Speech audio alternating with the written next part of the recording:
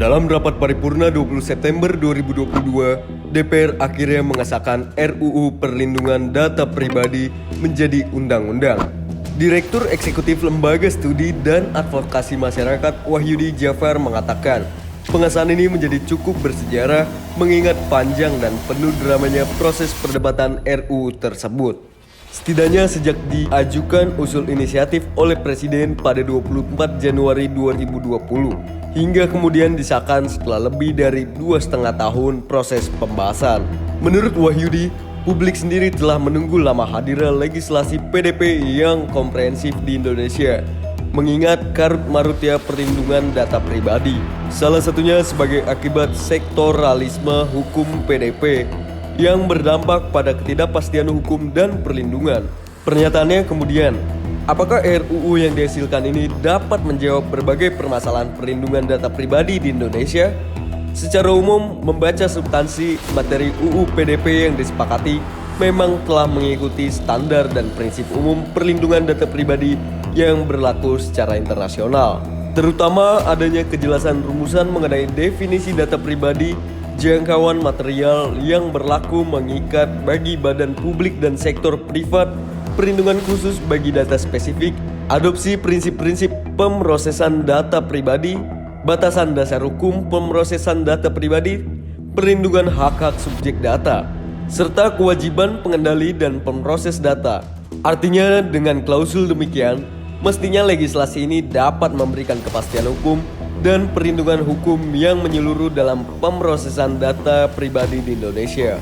Meski telah mengakomodasi berbagai standar dan memberikan garansi perlindungan bagi subjek data, akan tetapi implementasi dari undang-undang ini berpotensi problematis, hanya menjadi macan kertas lemah dalam penegakannya. Mengapa demikian? Situasi tersebut hampir pasti terjadi akibat ketidaksosialan dalam perumusan pasal-pasal terkait dengan prosedur penegakan hukum sebagai imbas kuatnya kompromi politik, khususnya berkaitan dengan lembaga pengawasan perlindungan data pribadi. Pada dasarnya, belajar dari praktik di banyak negara, kunci efektivitas implementasi UU PDP berada pada otoritas perlindungan data sebagai lembaga pengawas yang akan memastikan kepatuhan pengendali dan pemroses data, serta menjamin pemenuhan hak-hak subjek data. Apalagi ketika UU PDP berlaku mengikat tidak hanya bagi sektor privat, tetapi juga badan publik. Maka independensi dari otoritas ini menjadi mutlak adanya untuk memastikan ketegasan dan fairness dalam penegakan hukum PDP. Sayangnya, kata Wahyudi, meski UU PDP ditegaskan berlaku, mengingat baik bagi korporasi maupun pemerintah, undang-undang ini justru mendelegasikan kepada Presiden untuk membentuk lembaga pemerintah non-kementerian yang bertanggung jawab kepada Presiden.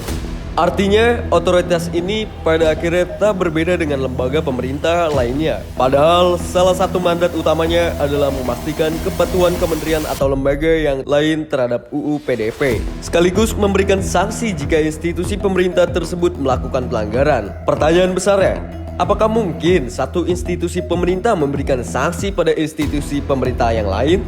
Belum lagi UU PDP juga seperti memberikan cek kosong pada Presiden, tidak secara detail mengatur perihal kedudukan dan struktur kelembagaan otoritas ini, sehingga kekuatan dari otoritas yang dibentuk akan sangat tergantung pada niat baik Presiden yang akan merumuskannya.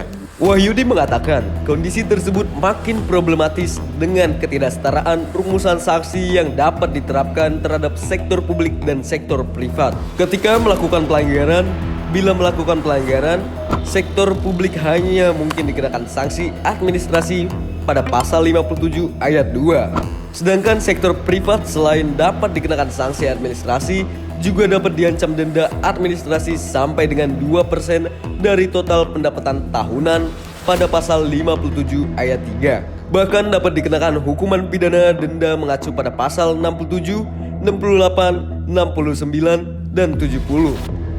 Dengan rumusan demikian, meski disebutkan undang-undang ini berlaku, mengikat bagi sektor publik dan privat dalam kapasitas yang sama sebagai pengendali atau pemroses data.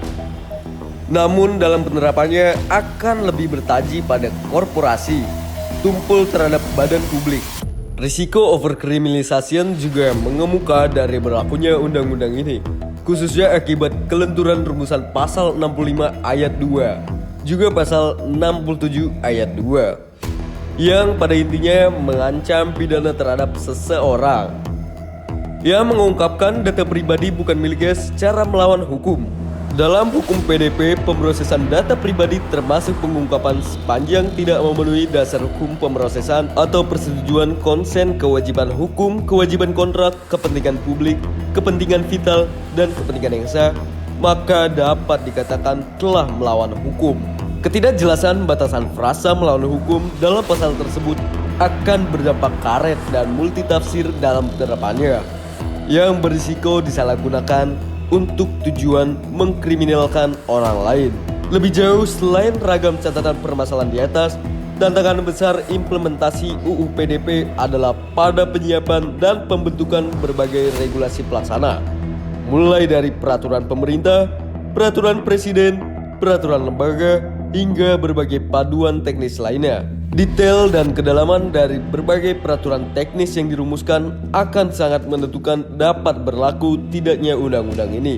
Besarnya tantangan ini misalnya sebagai akibat terbatasnya fungsi-fungsi dan wewenang yang dimiliki oleh Lembaga Pengawasan Perlindungan Data yang merupakan bagian dari institusi eksekutif, sehingga tidak dilengkapi dengan wewenang penyelesaian sengketa melalui mekanisme adjudikasi non-litigasi dan kewenangan mengeluarkan putusan mediasi terkait ganti kerugian. Belum lagi problem batasan waktu atau timeline dalam pemenuhan hak subjek data oleh pengendali data yang diatur secara rigid dan berlaku untuk semua sektor.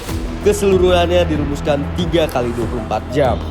Ketentuan tersebut tentunya akan menjadi kendala bagi pengendali data dari beragam sektor dengan corak dan model bisnis yang berbeda-beda, termasuk juga sektor publik, untuk dapat memastikan kepatuhan pada UU PDP.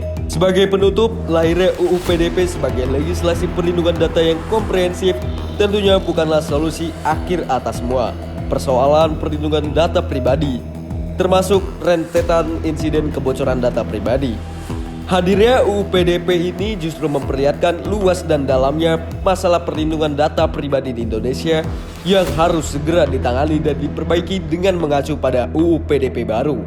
Jangka waktu 2 tahun masa transisi tentu sangat terbatas untuk dapat melakukan sinkronisasi berbagai regulasi terkait perlindungan data yang selama ini tersebar dalam berbagai sektor, termasuk penyiapan berbagai regulasi pelaksana dan pembentukan kelembagaan otoritas perlindungan data pribadi.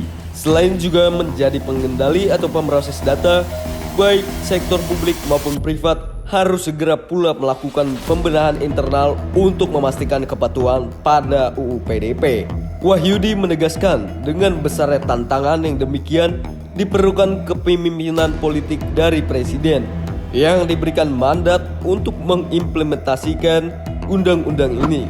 Selain itu, dibutuhkan juga peran serta itikat baik dari seluruh pemangku kepentingan untuk dapat memperbaiki tata kelola ekosistem perlindungan data pribadi di Indonesia.